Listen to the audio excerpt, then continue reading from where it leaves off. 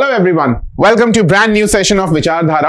विचारधारा क्या है ये मैंने आपको लास्ट क्लास में समझा ही दिया था कि हम यहाँ पे एडिटोरियल्स को एनालाइज करेंगे।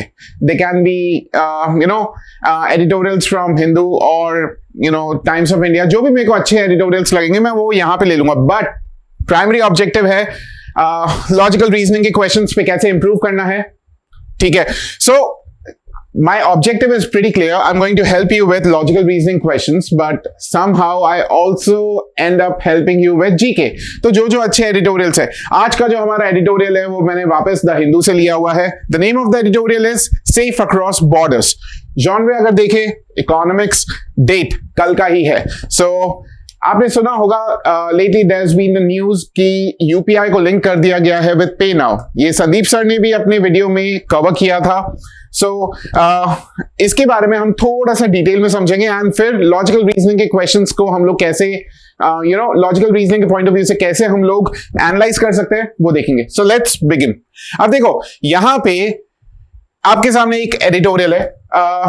The basic methodology is going to be the same. मैं पहले ये एडिटोरियल आपको एक्सप्लेन करूंगा, then I will highlight some important parts जिनके ऊपर हमें स्पेशली फोकस रखना है एंड उसके बाद फिर मैं ये एडिटोरियल को यहां से हटा दूंगा। सो कह रहा है transferring money to a relative studying और लिविंग इन सिंगापुर और receiving remittances from a family member working in the South East Asian city state just got a whole lot simpler. तो रेमिटेंसेस क्या होता है? Remittances are money that money that is sent across border. So Singapore से India में remit करना मतलब money send करना।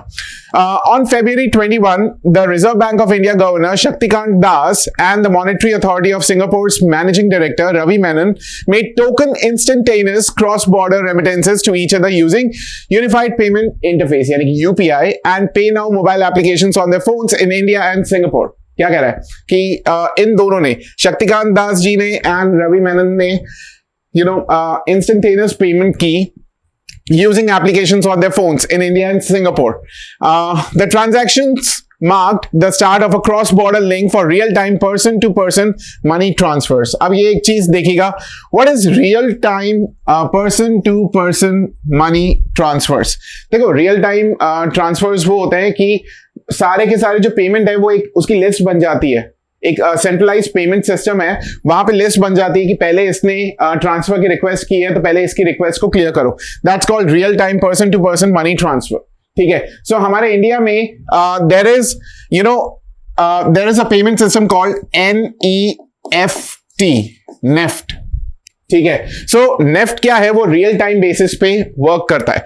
तो यानी कि अक्रॉस इंडिया जितने लोगों ने भी मनी ट्रांसफर्स के लिए एप्लीकेशन लगाई हुई है कि मुझे इतने पैसे इसको भेजने, मुझे इतने पैसे इसको भेजने, वो सब एक उसका क्यू बन जाता है एंड ऑर्डर में वो सारे के सारे जो ट्रांसफर्स है वो क्लियर होते चलते हैं। That's called real time person to person money transfers. ठीक है, सो बोल रहा है the transactions mark the start of cross border link for real time person to person money transfers between South Asia's largest economy and its literal neighbour across the Malacca Strait which is a home to sizable Indian diaspora. Now what is diaspora? Diaspora is कि कितनी Indian जनता वहां पे रहती है। Simple terms में explain कर रहा हूं, I won't be technical with you all, मैं सिंपल टर्म्स में आपको एक्सप्लेन करूंगा। सो कितनी इंडियन जनता जो है वहां पे रहती है, as well as tens of thousands of migrant workers employed in Singapore's humming construction and marine shipyard and services sectors. तो ये क्या है? ये स्टार्ट है, यानी कि मैं इससे इन्फर कर सकता हूं कि आज से पहले cross border real time person to person money transfers available नहीं थे। This is first of its type and ये किसके लिए अच्छा हो गया है? इंडियन डायस्पोरा के लिए अच्छा हो गया है एंड साथ साथ उन वर्कर्स के लिए जो वहां पे वर्क कर रहे हैं in different industries, construction, shipyard, services sectors. The link now enables individuals wishing to remit either Singapore dollar or Indian rupee funds for maintenance of relative or as gift to transfer the money seamlessly using UPI at Indian end and Pay Now app at the Singapore end. तो ये क्या बोल रहा है कि अगर आपको आप पैसे भेजने हैं तो इंडिया में आप अगर सिंगापुर से ट्रांसफर कर रहे हैं, रेमिट कर रहे हो, रेमिट मतलब भेजना, तो अगर सिंगापुर से इंडिया भेज रहे हो तो इंडिया में क्या अवेलेबल होगा? यूपीआई एंड सिंगापुर में क्या अवेलेबल होगा? पे नाउ। ठीक है, इसको लिंक कर दिया गया। To start with 6 banks in India including 3 state run, two private and Indian unit of Singapore DBS bank. आप लोगों ने बहुत बार इस बैंक का नाम सुना होगा, ये एक्चुअली सिंगापुर की ही बैंक है, उसका इंडियन सब्सिडरी है, ठीक है। सो इन टोटल 6 बैंक्स जो हैं वो अलाउड है इस तरीके की ट्रांसफर्स के लिए, जिसमें से 3 तो स्टेट रन बैंक्स है, 2 प्राइवेट बैंक्स है और एक जो सिंगापुर की ही बैंक है डीबीएस, उसका इंडियन यूनिट भी फैसिलिटेट करेगा, ठीक है। While 1 private lender and 3 public sector banks would enable their Indian customers to send money. तो अगर पैसे आ रहे हैं तो 6 बैंक्स हैं, पैसे अगर भेज रहे हैं सो 1 प्राइवेट लेंडर है और 3 पब्लिक सेक्टर के बैंक्स है। अगर सिंगापुर की बात करें तो वहां पे कौन कौन से बैंक्स इसके लिए वर्क कर रहे हैं, एक डीबीएस और दूसरा नॉन बैंकर लेंडर जिसको लिक्विड ग्रुप कहा जाता है, वो अपॉइंट किए गए हैं for these transfers. Though a small start given that the daily transaction limit is set at 60,000 or about SGD 1,000, the link is significant. मतलब ये जो लिंक किया है हमने UPI and PayNow को, this is significant in that it enables individuals to quickly and safely remit money to their loved ones without the hassles of having to go to a bank. मतलब usually अगर आपको transverse करने होते हैं तो आप क्या करते हो, मनी एक्सचेंज काउंटर्स पे जाते हो बैंक के एंड वहां पे फिर ये प्रोसेस करते हो। Now everything is available at your fingertips in the form of mobile apps. So आगे क्या बोल रहा है, एक तरीका तो ये था कि आप किसी भी बैंक के मनी एक्सचेंज काउंटर पे जाएं, या फिर दूसरा तरीका क्या है, हवाला करवाएं। हवाला क्या है ये हम कभी और समझेंगे, बट देन सिंपल टर्म्स में अगर बात करूं, it is illegal way of remitting money to some other country. So मुझे यहां पे किसी को पे करना पड़ेगा, दूसरी कंट्री में किसी को मिल जाएगा, ये सिंपल डेफिनेशन है हवाला की, but then it is illegal. The tie-up is also a part of wider regional effort to facilitate cross-border real-time money transfers in a manner that reduces operational costs. So ये बोल रहा है कि ये जो tie-up है, tie-up किसका, PayNow and UPI का, is also part of wider regional effort to facilitate cross-border real-time money transfers in a manner that reduces operational costs for individuals and merchants. तो इससे कॉस्ट कम होगा, while at the same time reducing the reliance on external settlement currency. तो एक तो cost कम करना है merchants के लिए, यूजर्स के लिए, और साथ ही साथ क्या कम करना है, रिलायंस कम करना है एक्सटर्नल सेटलमेंट करेंसी के ऊपर। जो अभी तक क्या है, उसने बोला यूएस डॉलर, प्रीडोमिनेंटली क्या रहा है, यूएस डॉलर रहा है, ठीक है ना। तो इस टाई अप का पर्पस आपको समझ में आ गया। आगे बोल रहा है, Singapore, which had established a similar payment link with Thailand in 2021, is a part of larger 5-member initiative.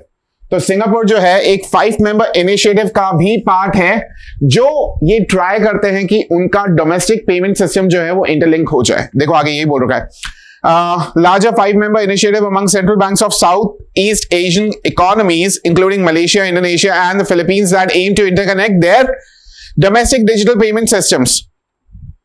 आगे बोल रहा है, अब यहां से ऑथर का पॉइंट बिगिन हो रहा है। India too could build on the springboard. Springboard क्या है, स्प्रिंग बोर्ड फिगरेटिवली यूज किया हुआ है, कह रहा है कि इंडिया भी इस स्प्रिंग बोर्ड पे एनकरेज कर सकता है डिजिटल, मतलब इस तरीके के क्रॉस बॉर्डर पेमेंट लिंकेजेस को। तो यानी कि जो सिंगापुर में हमको ये अपॉर्चुनिटी मिली है, इंडिया इसको और फर्दर कर सकता है, मतलब और एनकरेज कर सकता है cross-border digital payment linkages and extend the partnership to city states, other association of Southeast Asian nations partners. Besides a short boost to regional trade and tourism, such a network would help India to further formalize the flow of inbound remittances.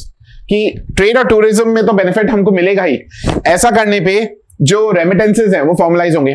अब देखो ऊपर से link करो, आपको मैंने बताया था कि अभी जो एट प्रेजेंट रेमिटेंसेस हैं वो 2 तरीके से होते हैं, एक तो illegally in the form of hawalas and दूसरा आपको बैंक के पास जाना पड़ता है।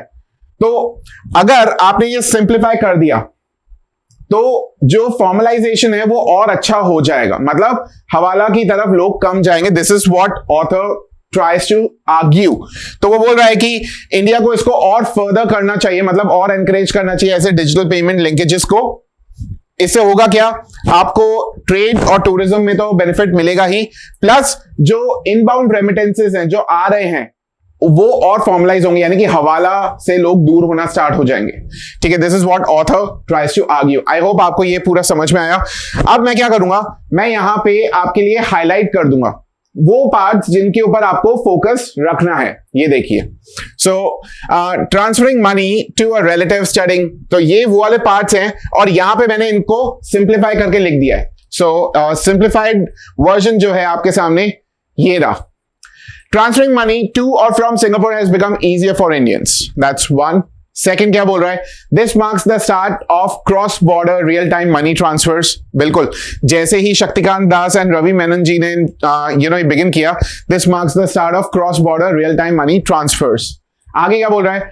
Those who wish to remit money to or from Singapore may do so using UPI at Indian end and pay now at Singapore end. Next बोल रहा है the link allows safe remittances to relatives quickly. Safe क्योंकि हवालास जो है वो थोड़े से risky भी है, ये रहा यहां पे दे रखा है, rely on riskier hawala channels.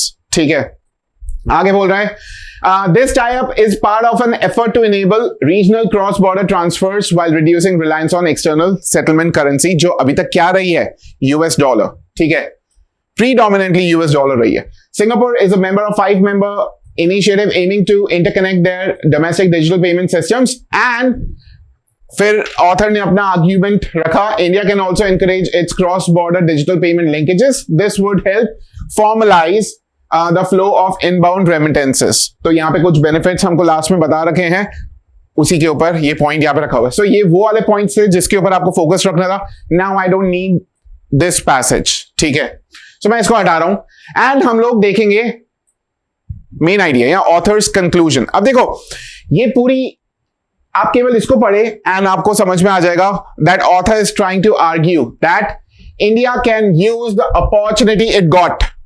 India can use the opportunity it got. Remember वो स्प्रिंग बोर्ड वाला जो पॉइंट था, so you can read that point. So India can use the opportunity it got by linking UPI with PayNow, जो UPI और पे now को link करने से जो इंडिया को अपॉर्चुनिटी मिली to promote cross border payment linkages. Cross border payment linkages को प्रमोट करने के लिए यूज कर सकती है India, as the benefits that may accrue to India abound, क्योंकि बहुत सारे बेनिफिट्स है। क्या क्या बेनिफिट्स वहां पे बता रखे हैं, I would not want to be specific, मैं ना थोड़ा सा उसको वेग रखना चाहूंगा। स्पेसिफिक ही अगर बताना है तो फिर वहां पे जो लिखा हुआ है और मैं जो लिख रहा हूं उसमें कोई ज्यादा फर्क रह नहीं जाएगा। So I would like to be a little वेग।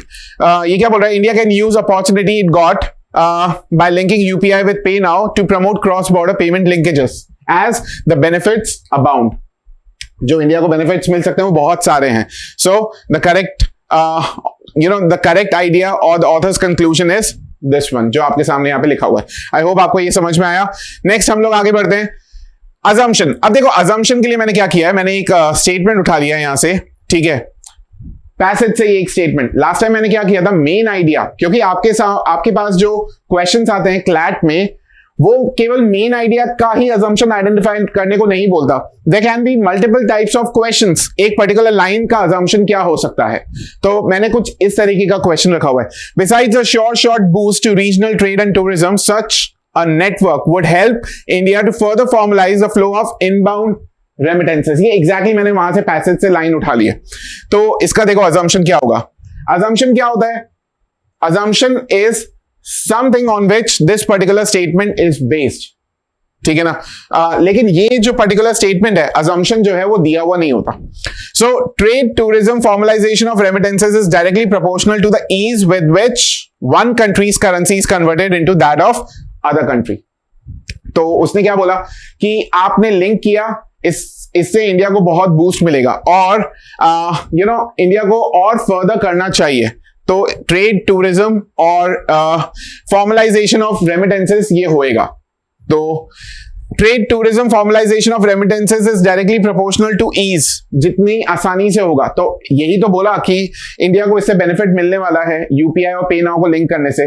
तो अब इसका assumption क्या होगा, trade tourism formalization of remittances is directly proportional to the ease with which one country's currency is converted into that of other country, कि जितना आसानी से होगा उसी के ऊपर ट्रेड और टूरिज्म। तो मैंने इसको कहीं ना कहीं मैंने इस स्टेटमेंट को सही साबित कर दिया बाय गिविंग एन अजम्पशन। तो अजम्पशन क्या होता है? एक ऐसी प्रीमाइस होती है जो हमको दे नहीं रखी होती है, लेकिन ये आर्ग्यूमेंट इस पे बेस्ड होता है। अगर आप इसको गलत कर दें, मैंने बोला कि trade, tourism and formalisation of remittances is not directly proportional to the ease with which one country's currency is converted into another country's currency. तो लो, फिर आप कैसे बोल सकते हो कि besides a short boost to regional trade and tourism, such network would help India further formalize the flow of inbound remittances? आप ये कह ही नहीं सकते ना। So ये जो है ये प्रीमाइस की तरह एक्ट कर रहा है। आई होप आपको ये समझ में आया। नेक्स्ट देखते हैं, अजम्पशन के बाद स्ट्रेंथन की बात करें। स्ट्रेंथन में भी मैंने सेम किया है, पैसेज से ही एक लाइन उठा ली, उसको स्ट्रेंथन करना है। Tie up is also part of wider regional effort to facilitate cross border real time money transfers in a manner that reduces cost for individuals and merchants while at the same time reducing reliance on external settlement currency. इस particular, तो कुल मिला के statement क्या है कि इस particular exercise से जो यूपीआई को पे नाउ से लिंक कर दिया गया है, इस पर्टिकुलर एक्सरसाइज से हमारा जो रिलायंस है ऑन एक्सटर्नल सेटलमेंट करेंसी वो कम हो जाएगा। अब मुझे इसको क्या करना है? मुझे इसको स्ट्रेंथन करना है। मैं आप लोगों के लिए दिखा रहा हूं यहां पे, मुझे इसको स्ट्रेंथन करना है। तो स्ट्रेंथन के लिए मुझे कुछ ऐसी इंफॉर्मेशन देनी पड़ेगी जो लिटरली प्रूव करे कि हाँ, इस एक्सरसाइज से एक्सटर्नल सेटलमेंट करेंसी के ऊपर जो हमारा डिपेंडेंस है वो कम हो जाएगा। तो देखो, external settlement currency is only used in absence of easy convertibility of one country's currency into another's. External settlement currency के ऊपर डिपेंडेंस कब होता है? जब इजी कन्वर्टेबिलिटी अवेलेबल नहीं होती है। तो अब क्योंकि गवर्नमेंट ने यूपीआई एंड पे नाउ को लिंक कर दिया है, तो कन्वर्टेबिलिटी बहुत आसान हो गई है। तो डेफिनेटली हमारा जो एक्सटर्नल सेटलमेंट करेंसी के ऊपर डिपेंडेंस है वो कम हो जाएगा। डू यू अग्री और नॉट? यस। सो आगे बढ़ते हैं। आई होप आपको ये समझ में आया। नेक्स्ट, मुझे वीकन करना है, इस आर्ग्यूमेंट को वीकन करना है। अब देखो, वीकन के लिए मैंने नहीं किया, मैंने ऑथर के जो मेन आइडिया है उसी को ही वीकन किया। तो पैसेज में क्या दे रखा है कि 60,000 की डेली लिमिट जो है रेमिटेंस के लिए वो अलाउ की गई है, ठीक है ना। एंड ये कहीं ना कहीं पे बहुत अलग अलग बेनिफिट्स जो है वो इंडिया के लिए लेके आएगा। अब मुझे इस आइडिया को वीकन करना है, तो मुझे वीकन करने के लिए कोई ऐसी इंफॉर्मेशन देनी पड़ेगी जो इसको गलत प्रूव करे। Look at the information. Sorry, more than 73% of remittances from Singapore are for commercial purposes. पहली बात तो ये relatives के लिए नहीं है। पैसेज में हमको क्लियरली दे रखा था कि ये relatives को बहुत हेल्प करता है, locals और individuals को बहुत हेल्प करेगा। तो मैंने बोल दिया कि जो 73% of remittances हैं they are for commercial purposes and उनकी वैल्यू कितनी है? 2 लाख से 2 लाख या उसके ऊपर है, ठीक है। तो हमारा डेली जो रेमिटेंस लिमिट अलाउ की गई है वो कितनी है? 60,000 रुपीज है, ठीक है। और ये तो बोल रहा है कि जो ट्रांजैक्शंस है वो कितने की है? जो 73% ट्रांजैक्शंस है वो 2 लाख से ऊपर की है। तो डेफिनेटली गवर्नमेंट का जो ये एफर्ट है उसको वीकन कर रहा है। गवर्नमेंट का ये एफर्ट काम ही नहीं आएगा। इस स्टेटमेंट से यही तो पता चल रहा है। हेंस इस तरीके से मैंने इसको वीकन किया, ठीक है। अब बात आती है इन्फरेंस की। तो हम लोग वही 5 क्वेश्चंस ही डिस्कस करने वाले थे, main idea, assumption, strengthen, weaken and inference. तो ये 5 क्वेश्चंस थे। तो 5 में से जो लास्ट है इसके लिए मैंने वापस आपके सामने पैसेज रख दिया यहां पे, एंड इसका इन्फरेंस देखिए। The current trade related financial settlements between India and Singapore are majorly based on US dollar. अब ये चीज मैंने कहां से आइडेंटिफाई की? आप अगर देखें तो ये वाली चीज मैंने यहां से इसको आइडेंटिफाई की।